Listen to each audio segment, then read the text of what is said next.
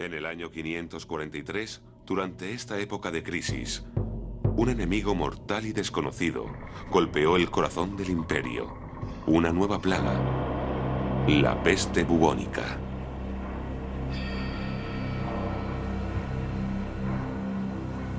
La pestilencia se adueñaba del Imperio Romano.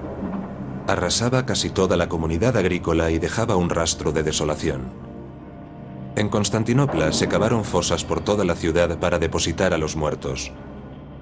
Pero más adelante, los encargados de cavar las fosas no daban abasto con el número de fallecidos y tuvieron que apilarlos en las torres del fuerte. Acabaron por llenarlas de cadáveres. Como resultado, un hedor insoportable cubrió la ciudad, sobre todo cuando el viento soplaba de aquella dirección. Procopio. El propio Justiniano enfermó y la corte esperaba su muerte.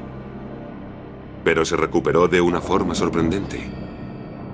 No tardó en estar en forma para lamentar la catastrófica pérdida de tantos súbditos. Se calcula que murieron unas 200.000 personas entre Constantinopla y Oriente. Esto supuso una gran pérdida económica, porque los que fallecían eran los que pagaban los impuestos. El gobierno estaba muy preocupado y no tardó en aprobar leyes que hacían a los herederos responsables de las deudas, y si no había herederos, el resto de la familia debería pagar los impuestos pendientes.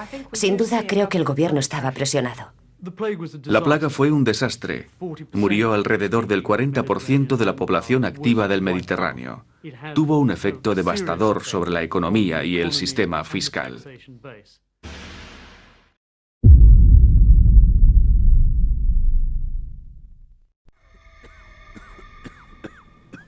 No se trata de una enfermedad cualquiera. Es dolorosa y repugnante. Sus víctimas tienen una fiebre altísima y sufren horriblemente. Al principio debió ser difícil diagnosticar la enfermedad a partir de sus primeros síntomas: tos, fiebre, escalofríos. Luego se producía una fuerte subida de temperatura.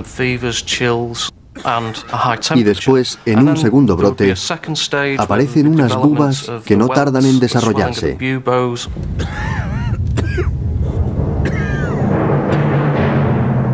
El bubón surge al hincharse una glándula linfática en el cuello o en la ingle.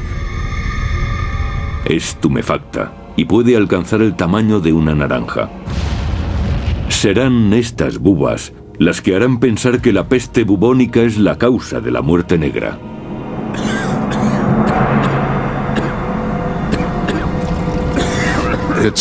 Se puede extender con gran rapidez. Se produce un brote infeccioso, descendiendo rápidamente la tensión arterial y dándose un colapso multiorgánico. El sistema vascular se dilata y aparecen las hemorragias. Los bubones en sí son muy dolorosos. Es una manera horrible de morir. 600 años después, historiadores y científicos siguen buscando respuestas. El quid de la cuestión radica en la forma de transmisión de la enfermedad, cómo se propaga y qué condiciones se dan para que esto ocurra. Se dan un cúmulo de circunstancias que emergen en un lugar y en un momento determinados. Durante más de un siglo, la teoría más comúnmente admitida apuntaba que la llamada muerte negra era la peste bubónica. Causada por una bacteria llamada Yersinia pestis, es transmitida por pulgas y requiere un entorno muy particular para desarrollarse. En muchos sentidos, la Europa medieval parecía cumplir estas condiciones. Aglomeraciones urbanas, basura en las calles, un entorno insalubre en el que proliferaban las ratas y con ellas también las pulgas.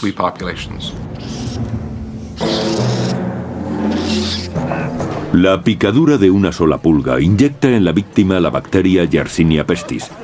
La bacteria se multiplica rápidamente en los nódulos linfáticos, hinchándolos hasta reventar. Una vez depositada en el flujo sanguíneo, la bacteria produce unos bubones amoratados que dan nombre a la peste negra. Esta enfermedad tiene una variante aún más mortífera llamada peste neumónica. que no necesita de las pulgas para su propagación. En algunos casos, la bacteria llega a los pulmones, se instala allí y empieza a proliferar. Cuando hay hemorragia en los pulmones y la persona tose, se producen expectoraciones sanguinolentas. Se escupen partículas de sangre y estas flemas infecciosas pueden fácilmente infectar a otra persona. Tanto las condiciones ambientales como los síntomas de la enfermedad indican que la peste bubónica era la causa de la llamada muerte negra. Pero algunos científicos no coinciden con esta teoría y se basan en un hecho evidente e inexplicable: la enorme velocidad de propagación de la enfermedad.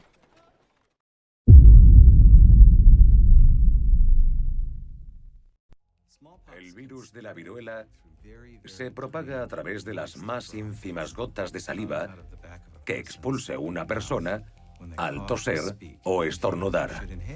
Con inhalar una sola de esas gotas puede desatarse una infección mortal.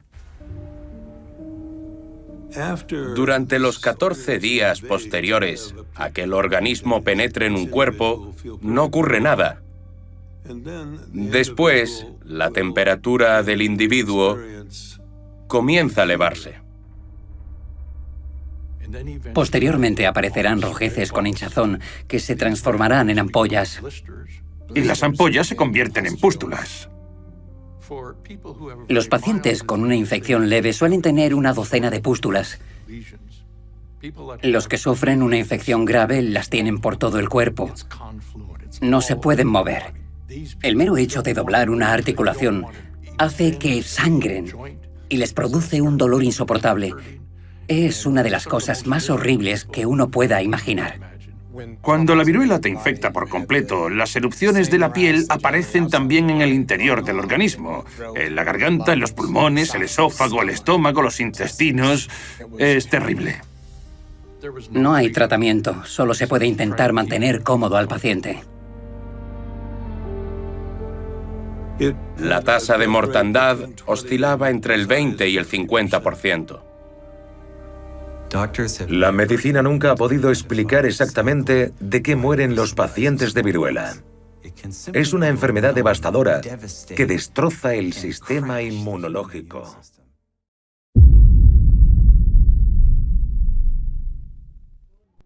Esta familia de pescadores en Madagascar llevaba una vida feliz, pero ahora deben lidiar con la muerte de 3 hijos a causa de una infección de sarampión.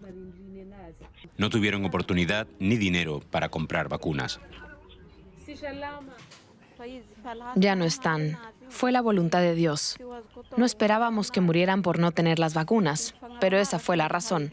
No habían sido vacunados. Madagascar lucha para contener el peor brote de sarampión en décadas causado por la escasez de vacunas. El sarampión es altamente contagioso y aumenta la vulnerabilidad a otras enfermedades. Puede causar ceguera, edema cerebral o la muerte.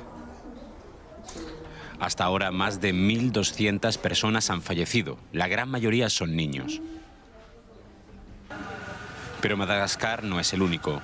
En todo el mundo, muchos países han reportado brotes inesperados de sarampión. Muchos de esos casos pudieron haber sido prevenidos con vacunas. Pero como Madagascar, muchos países tampoco tienen acceso a las vacunas que necesitan. Por el contrario, en países desarrollados donde sí hay disponibilidad, algunas personas rechazan vacunarse ellos y a sus hijos. Piensan, equivocadamente, que las vacunas son perjudiciales. Existen familias y comunidades que disponen de información errónea sobre la gravedad y el riesgo de estas enfermedades. No solo no entienden la seriedad de este asunto, sino que también están mal informados sobre la efectividad y las garantías de las vacunas. Creemos que la desinformación es una amenaza en aumento.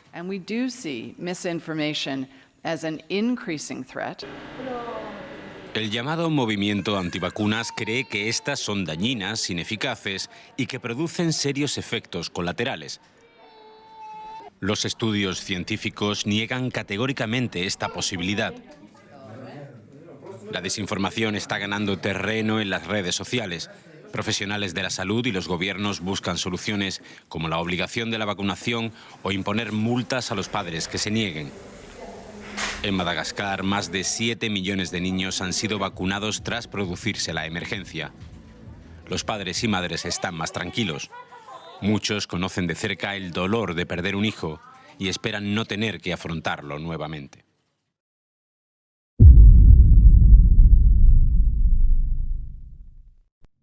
El cólera es una infección bacteriana que causa diarrea severa y deshidratación. Sin tratamiento, puede ser fatal en cuestión de horas.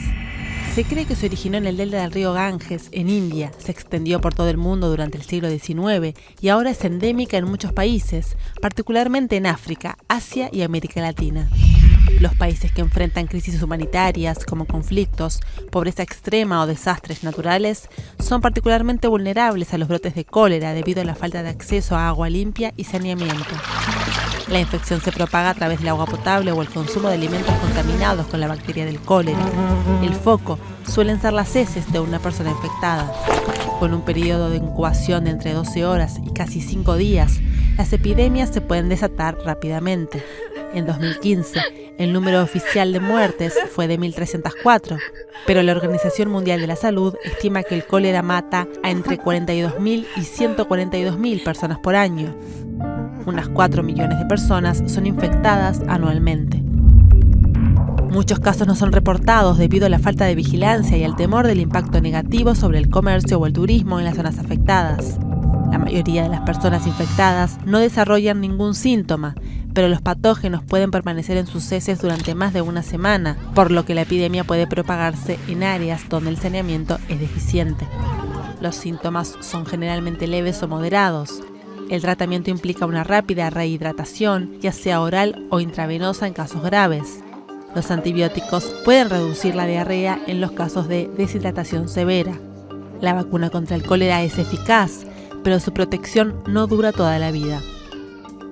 Para luchar contra el cólera, es necesario rehabilitar las redes de agua potable, construir instalaciones sanitarias adecuadas y crear mejores condiciones de higiene y seguridad alimentaria.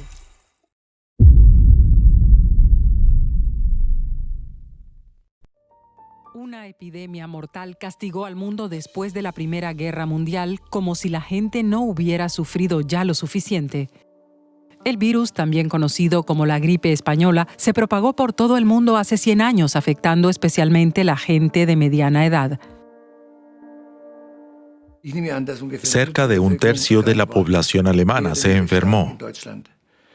En toda Europa murieron 2.300.000 personas.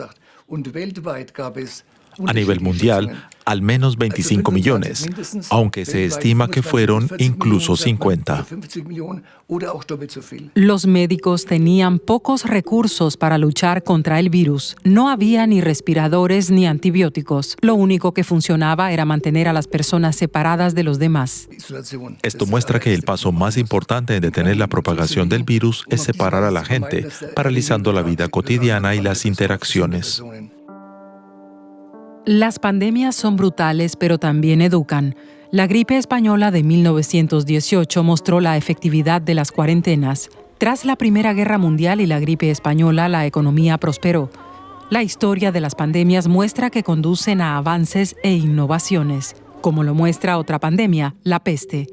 Mató a millones de personas en la Edad Media, pero tuvo unos extraordinarios efectos económicos y sociales. Los expertos afirman que la actual pandemia también tendrá efectos en nuestra sociedad y forma de trabajar. Ya ha impulsado la digitalización de la vida diaria, convirtiendo el teletrabajo, las videoconferencias y las compras por Internet en algo normal. La historia muestra que eventos globales como la COVID-19 conllevan inevitablemente un enfoque diferente al trabajo y la vida diaria.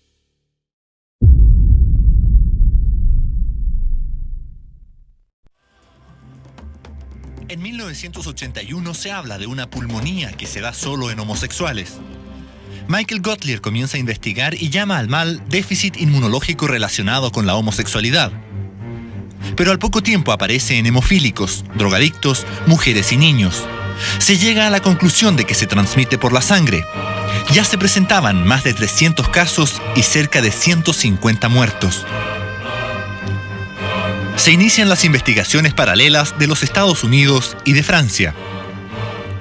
A fines del año 82, el Centro de Enfermedades Infecciosas de Atlanta lo bautiza como SIDA, Síndrome de Inmunodeficiencia Adquirida. En Estados Unidos ya hay 3.000 casos de SIDA y 1.300 muertos.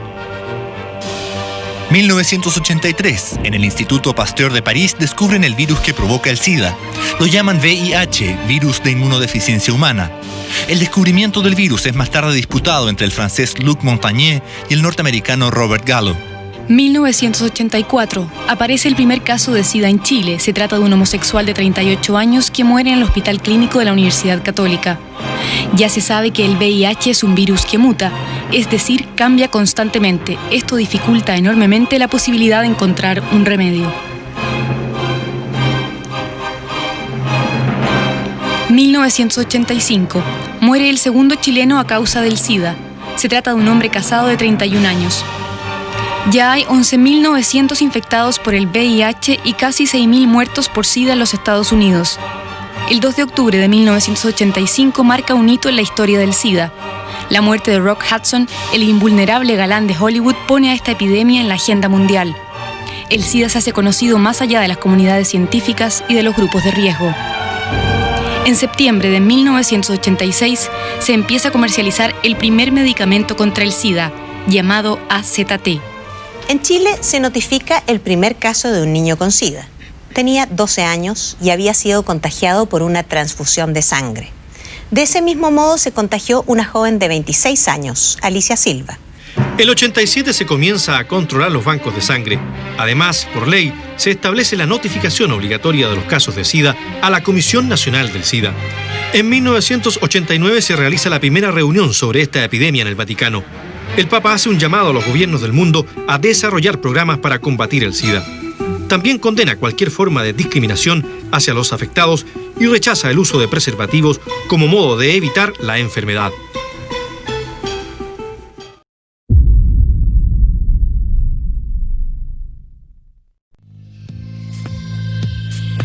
El ébola constituye la mitad de una familia de enfermedades muy pequeña denominada filovirus. Y el virus de Marburg es la otra mitad del clan. Ambos causan fiebres hemorrágicas virales. Se tratan probablemente de las enfermedades más espantosas de todas. El ébola y el Marburg te destrozan desde dentro y reducen tu cuerpo a un saco de sangre y tejidos gelatinosos.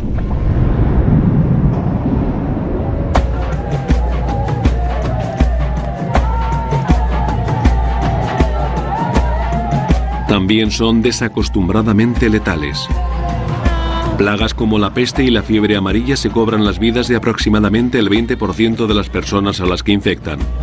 El temido virus de la viruela tiene una tasa de mortalidad del 30%.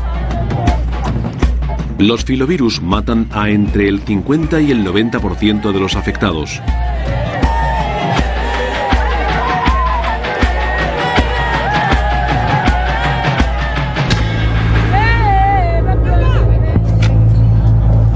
Hasta ahora el ébola y el Marburg han diezmado principalmente a los habitantes del centro de África. Parece que ambos virus se encuentran al acecho en algún lugar de la selva y que las incursiones en los bosques de lluvia les han sacado de su escondite. El ébola salió a la luz en 1976. Mató a 278 personas de las 318 a las que infectó. Fue junto al ébola en Zaire, un río situado en el país que hoy se conoce como República Democrática del Congo. Sigue siendo el brote más letal que se conoce del virus. Tras desaparecer durante 20 años, volvió a salir a la superficie a mediados de los años 90 y continúa diezmando las poblaciones africanas cada pocos años. Se han identificado también otros 3 tipos de ébola: el ébola Sudán, el ébola Costa de Marfil y el ébola Reston.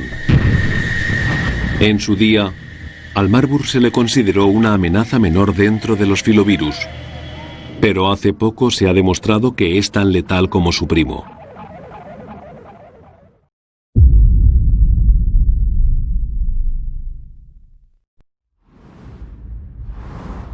Wuhan, China. Diciembre de 2019 en Wuhan, al centro de China. algo extraño sucede con sus habitantes. La gente se enferma repentinamente, como es el caso del padre de Wan Wei.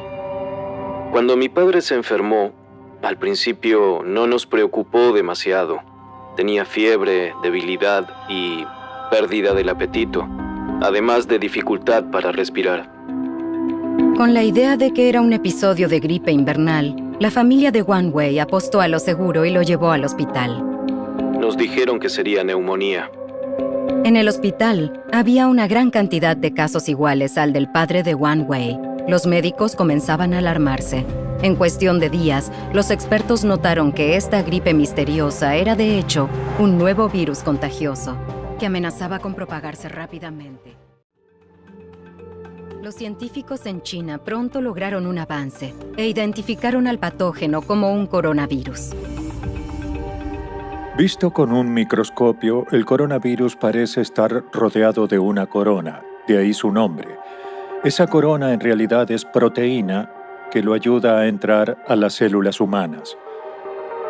Algunos son residentes permanentes en la especie humana, son endémicos y causan resfríos comunes. Pero hay otros que emergen cada tanto de la naturaleza que son los coronavirus que mutaron de tal manera que se convirtieron en infecciones más graves en humanos. De la noche a la mañana, Wuhan se convirtió en una ciudad fantasma. Las estaciones de tren, normalmente atestadas de pasajeros, ahora eran un desierto. Los restaurantes y negocios, donde solía haber mucho movimiento, de pronto estaban vacíos. Las calles y rutas totalmente despobladas. Los habitantes de Wuhan estaban en sus hogares. Cuando hablamos del brote de un patógeno desconocido, hablamos de algo que nunca antes se abordó y es mejor prevenir que curar. Claro que se corre el riesgo de cometer errores, pero es mucho mejor cometer errores que no actuar y que muera gente.